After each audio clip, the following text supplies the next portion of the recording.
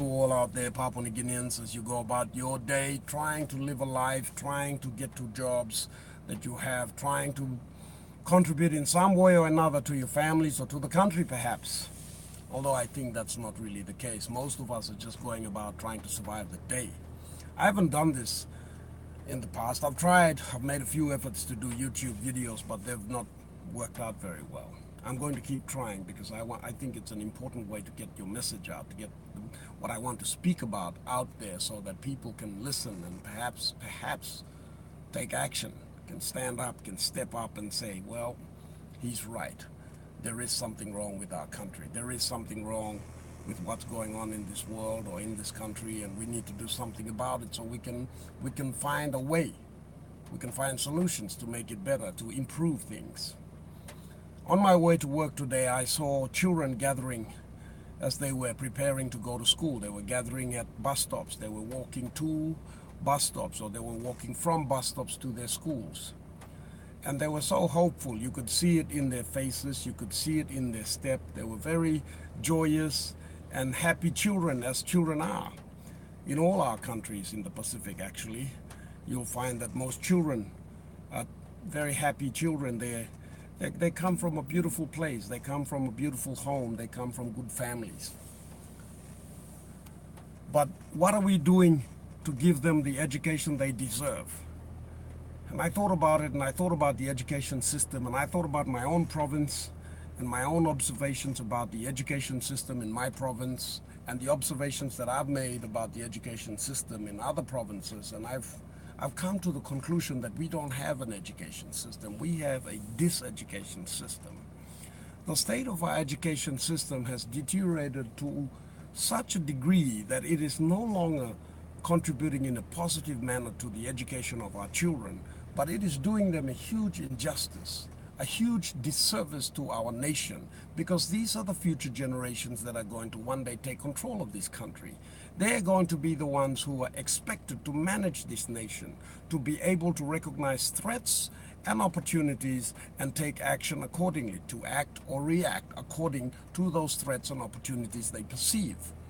But how are we arming them with the knowledge, the information, the wherewithal? How are we preparing them mentally so that they are strong, resilient, intelligent beings, citizens and patriots that can contribute to the well-being of a nation and take this nation the next step from where we will leave it? And the sad fact is that we are doing them a terrible injustice, each and every one of us. We can blame the government for the failed TFF, because it was a political gimmick. It was not a system that was designed really to give a good education to our children. It was not a system that was designed to give an actual thought and an actual effort to developing a human resource that will be productive and useful for a nation, but it was merely a political gimmick so that people could be convinced that here is a government that cares about them, when in reality it doesn't. And they don't care, because you can see it everywhere you look. You can look at the infrastructure, for instance, in any school. Just take time to think about a school, or even better, visit a particular school and look at the infrastructure of that school. You will see decay, rot, and dilapidated classrooms, teachers' houses, buildings. Most schools don't even have libraries. And if you were to enter a classroom, you'll find that most children are sitting on the floor, or they are sharing a desk, so that where a desk is where there should be two children, you'll find that there are often 3, 4, in some instances even 5 children.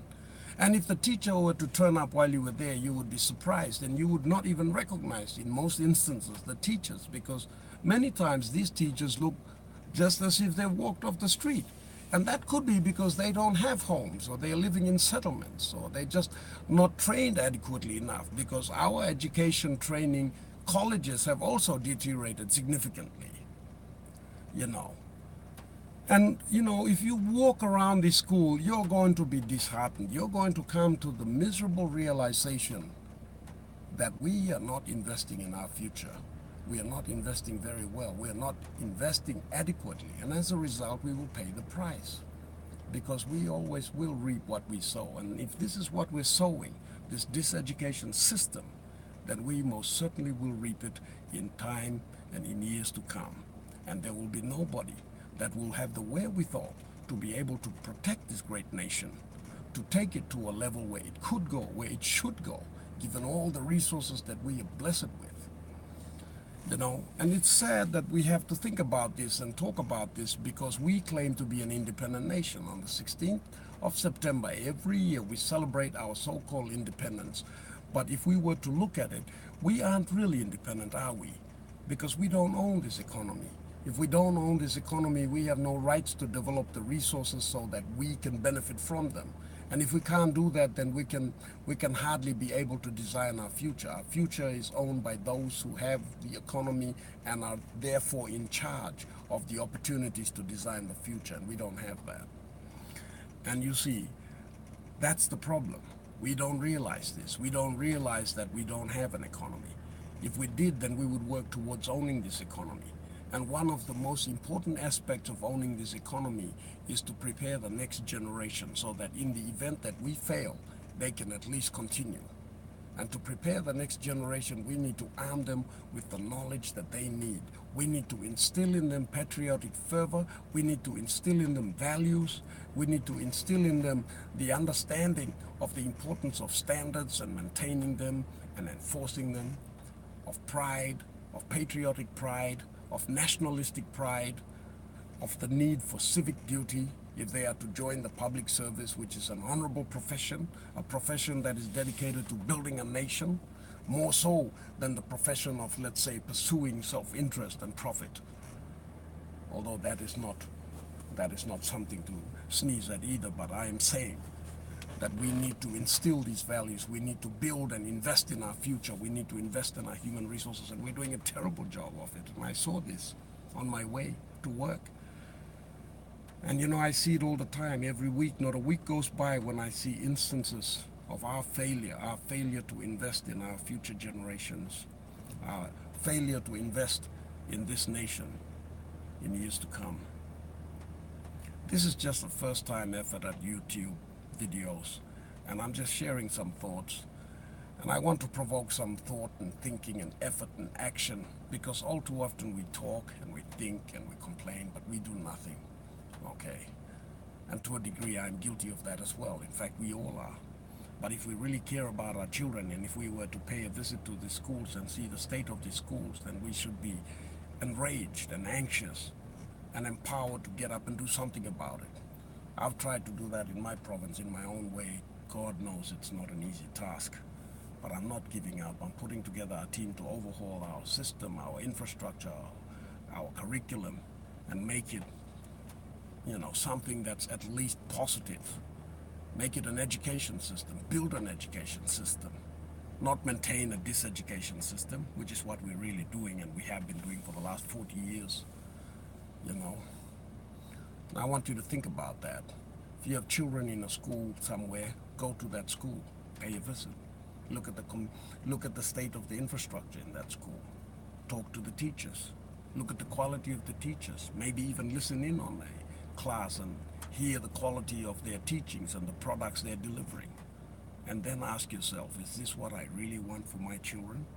Is this what I want for my country? And if it is, then fine. But if it isn't, then you should gather other like-minded parents and do something about it. Bring about this change. Be anxious, be enraged, and move, and make things happen. Form a teachers' union of some sort. A parent and teachers association of some sort, if there isn't one already. If there is one, then revive it. Find out who's in charge. You'll often find that many of the people in charge of these institutions are people who have either given up or don't care or are not interested. They're just managing status quo.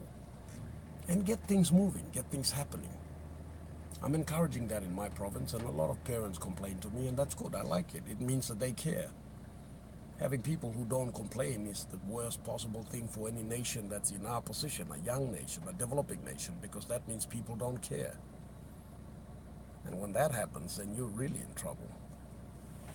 Anyway, those are my thoughts for today, and I hope you enjoy this, or I hope you learn from it, or I hope even more so that you are empowered by it or energized to do something about it. Go visit one of your children's schools and you'll see for yourself.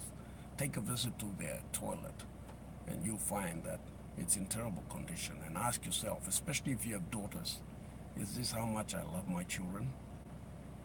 I have two sons that are going to school here, by the way. So for those of you who might complain and say, oh, all you leaders have children living and working overseas and whatnot, well, no. Some of us have kids that go to school here. And we do have an idea about the state of our education system, and it is in a frightening state. We should all be concerned, especially leaders in parliament. And if they're not concerned, then you as parents ought to be, and you as parents should make them concerned. And if they're not concerned enough, come 2022, kick them out. That's what you should do. Kick them all out. Even me, if I'm not doing my job, kick me out. Why should I be there taking the place of someone who could do a better job, for instance? Thank you.